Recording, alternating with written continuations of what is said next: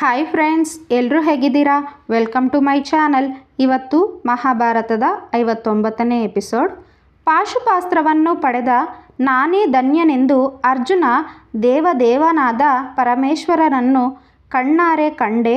ಅವರ ಕೋಮಲವಾದ ಪಾದಾರವಿಂದಗಳನ್ನು ಸ್ಪರ್ಶ ಮಾಡಿದೆ.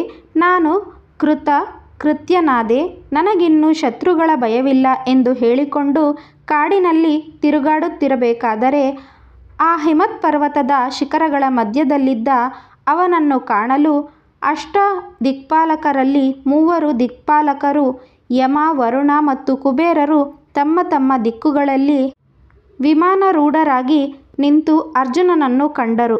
ಸ್ವಲ್ಪ ಹೊತ್ತಿನೊಳಗೆ ದೇವೇಂದ್ರನು ಶಚೀದೇವಿ ಸಮೇತನಾಗಿ ಐರಾವತವನ್ನೇರಿ ಅಲ್ಲಿಗೆ ಬಂದರು. ಗಂಧರ್ವರು ತಪಸ್ವಿಗಳು ದೇವೇಂದ್ರನನ್ನು ನಾನಾ ವಿಧವಾಗಿ ಸ್ತುತಿಸಿದರು. ದಕ್ಷಿಣ ದಿಕ್ಕನ್ನು ಅಲಂಕರಿಸಿದ್ದ ಯಮಧರ್ಮರಾಜನು ಆ ಸಮಯದಲ್ಲಿ ಅರ್ಜುನನಿಗೆ ಈ ರೀತಿ ಹೇಳಿದರು: ಎಲೈ ಧನಂಜಯ, ಲೋಕರಕ್ಷಕರಾದ ನಾವು ನಿನ್ನನ್ನು ನೋಡುವುದಕ್ಕಾಗಿಯೇ ಬಂದಿರುತ್ತೇವೆ. ನಿನಗೆ ದಿವ್ಯ ದೃಷ್ಟಿಯನ್ನು ಕೊಡುತ್ತಿದ್ದೇವೆ. ನೀನು ಮುಂದೆ ಶ್ರೀಕೃಷ್ಣನೊಡನೆ ಕೂಡಿಕೊಂಡು ದೇವದಾನವ ರಾಕ್ಷಸ ಸಂಭೂತರಾದ ಅನೇಕ ಮಾನವರನ್ನು ಸಂಹಾರ ಮಾಡಿ ಭೂಭಾರವನ್ನು ಕಡಿಮೆ ಮಾಡಬೇಕಾಗಿದೆ. ಆದುದರಿಂದ ಇದೋ ನಿನಗೆ ದಂಡವನ್ನು ಕೊಡುತ್ತಿದ್ದೇವೆ.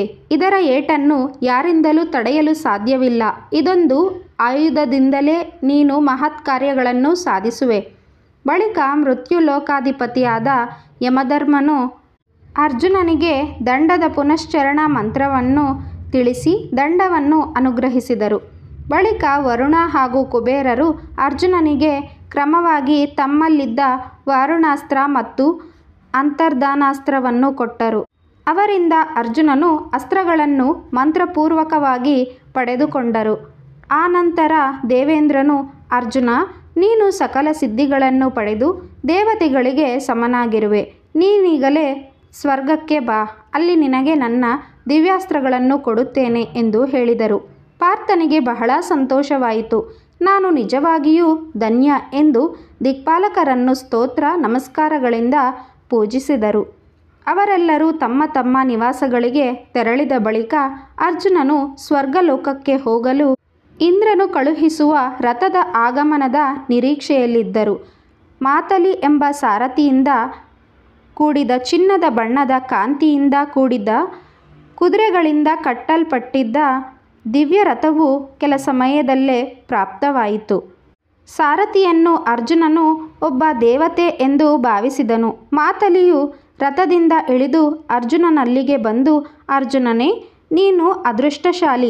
ದೇವೇಂದ್ರನು ನಿನ್ನನ್ನು ನೋಡಲಿಷ್ಟಪಟ್ಟು ಈ ರಥವನ್ನು ಕಳುಹಿಸಿದ್ದಾರೆ. ಬಾ, ಏರಿ ಕುಳಿತುಕೋ ಎಂದು ಹೇಳಿದರು. ಅರ್ಜುನನು ಪವಿತ್ರ ಗಂಗೆಯಲ್ಲಿ ಮಿಂದು ಮಹಾಮಂತ್ರಗಳನ್ನು ಜಪಿಸಿ ಪಿತೃಗಳಿಗೆ ತರ್ಪಣವನ್ನು ಕೊಟ್ಟು ಇಷ್ಟು ದಿನ ಆಶ್ರಯ ನೀಡಿದ್ದ ಪರ್ವತರಾಜನಾದ ಹಿಮವಂತನಲ್ಲಿ ಅಪ್ಪಣೆ ಬೇಡಿ ಅವರನ್ನು ವಂದಿಸಿ ದಿವ್ಯ ರಥವನ್ನು ಏರಿ ಕುಳಿತರು. ಮಾತಲಿಯು ರಥವನ್ನೋಡಿಸಿಕೊಂಡು ದೇವಲೋಕದ ಮಹಾದ್ವಾರದ ಬಳಿಗೆ ತಂದನು. ಆ ಮಹಾದ್ವಾರದಲ್ಲಿ ಅರ್ಜುನನು ಇಂದ್ರನ ಪಟ್ಟದಾನೆಯಾದ ಐರಾವತವನ್ನು ಕಂಡನು. ಇಂದ್ರನ ಪಟ್ಟಣವಾದ ಅಮರಾವತಿ ಅತ್ಯಂತ ಸುಂದರವಾಗಿದ್ದಿತು. ಅಲ್ಲಿನ ವೃಕ್ಷರಾಜಿ ಆಕರ್ಷಣೆಯಿಂದ ಕೂಡಿದ್ದಿತು. ಸುಂದರವಾದ ನಂದನವನ ಮನ ಸೆಳೆಯಿತು. ಅಲ್ಲಿ ಬೀಸುತ್ತಿದ್ದ ಗಾಳಿ ತುಂಬ ಹಿತಕರವಾಗಿದ್ದಿತು. ಆ ನಂದನವನದಲ್ಲಿ ದೇವಗಾಯನವಾಗುತ್ತಿತ್ತು. ಅರ್ಜುನನು ಶತಕ್ರತುವಾದ ದೇವತೆಗಳ ಒಡೆಯನಾದ ದೇವೇಂದ್ರನನ್ನು ಸಂದರ್ಶಿಸಿದನು. ಸಿಂಹಾಸನದಲ್ಲಿ ವಿರಾಜಮಾನನಾಗಿದ್ದ ಅವರಿಗೆ ಸಾಷ್ಟಾಂಗ ಪ್ರಣಾಮ ಮಾಡಿದರು. ಇಂದ್ರನು ವಾತ್ಸಲ್ಯದಿಂದ ಅರ್ಜುನನನ್ನು ಹಿಡಿದೆತ್ತಿ ಬಾಚಿ ತನ್ನ ಬಾಹುಗಳಲ್ಲಿ ತಬ್ಬಿಕೊಂಡರು. ಯಾರಿಗುಂಟು ಈ ಭಾಗ್ಯ? ದೇವೇಂದ್ರನ ಅಂಶದಿಂದ ಜನಿಸಿದ್ದ ಅರ್ಜುನನನ್ನು ಸಭಾಸದರೆಲ್ಲರೂ ಕಂಡು ಹರ್ಷಿಸಿದರು. ದೇವೇಂದ್ರನು ತನ್ನ ಮಗನ ಗುಣಾತಿಶಯಗಳ ಬಗ್ಗೆ ಹೆಮ್ಮೆ ಪಟ್ಟುಕೊಂಡು ಅವನನ್ನು ತನ್ನ ತೊಡೆಯ ಮೇಲೆಯೇ ಕೂರಿಸಿಕೊಂಡರು. ಇಂದ್ರನಿಗೆ ಅರ್ಜುನನನ್ನು ಎಷ್ಟು ನೋಡಿದರೂ ತೃಪ್ತಿಯೇ ಆಗಲಿಲ್ಲ. ಆ ದಿವ್ಯ ಸಭೆಯಲ್ಲಿ ಇಬ್ಬರು ಪ್ರಕಾಶಿಸುತ್ತಿದ್ದರು. ತುಂಬುರರೆ ಮೊದಲಾದ ಗಂಧರ್ವ ಶ್ರೇಷ್ಠರು ಅರ್ಜುನನ ಮನ ಸಂತೋಷಪಡಿಸಲು ಹಾಡುತ್ತಿದ್ದರು. ರಂಭೆ, ಊರ್ವಶಿ, ತಿಲೋತ್ತಮೆ ಮೊದಲಾದ ಸ್ತ್ರೀಯರು ನೃತ್ಯ ಮಾಡುತ್ತಿದ್ದರು. ನಂತರದಲ್ಲಿ ಅರ್ಜುನನು ದೇವತೆಗಳಿಂದ ಸತ್ಕಾರವನ್ನು ಸ್ವೀಕರಿಸಿದ ನಂತರ ಅವರನ್ನು ಇಂದ್ರನ ಅರಮನೆಗೆ ಕರೆದೊಯ್ಯಲಾಯಿತು. ಅಲ್ಲಿ ಅರ್ಜುನನು ಇದ್ದು ಇಂದ್ರನಿಂದ ವಜ್ರಾಸ್ತ್ರ ಹಾಗೂ ದಿವ್ಯ ಆಯುಧಗಳ ಧಾರಣ ಪ್ರಯೋಗ ಮತ್ತು ಉಪಸಂಹಾರಗಳನ್ನು ತಿಳಿದುಕೊಂಡನು. ಮೇಘಗಳ ನಿರ್ಮಾಣ ಮತ್ತು ನಿವಾರಣಾ ವಿದ್ಯೆಗಳನ್ನು ಕಲಿತರು. ಮಹಾಸ್ತ್ರಗಳನ್ನು ಪಡೆದ ನಂತರ ಅರ್ಜುನನು ಬೇಗನೆ ಹಿಂದಿರುಗಿ ಅರಣ್ಯದಲ್ಲಿರುವ ಅಣ್ಣ ತಮ್ಮಂದಿರನ್ನು ಕಾಣಲು ತವಕಗೊಂಡರು. ಆದರೆ ಅರ್ಜುನ ನೃತ್ಯಗೀತೆಗಳಲ್ಲಿಯೂ ಪ್ರವೀಣನಾಗಬೇಕೆಂಬ ಆಸೆಯಿಂದ ಮಗನನ್ನು ಚಿತ್ರಸೇನ ಎಂಬುವನೊಡನೆ ಬಿಟ್ಟು ಅವರಿಂದ ನೃತ್ಯಾಭಿನಯ, ಗಾಯನ ಮತ್ತು ವಾದ್ಯ ನುಡಿಸುವುದು ಎಲ್ಲ ಹೇಳಿಸಿದರು. ಅರ್ಜುನ ಎಲ್ಲವನ್ನೂ ಕ್ರಮಬದ್ಧವಾಗಿ ಕಲಿತುಕೊಂಡರು.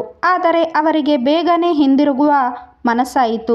ತನ್ನ ಸಹೋದರರು ಅರಣ್ಯದಲ್ಲಿ ಕಷ್ಟಪಡುತ್ತಿರುವಾಗ ತಾನಿಲ್ಲಿ ಸುಖಭೋಗಗಳನ್ನು ಅನುಭವಿಸುತ್ತಾ ಇದ್ದು ಬಿಟ್ಟಿದ್ದೆನಲ್ಲ ಎಂದು ಚಿಂತಿಸಿದರು.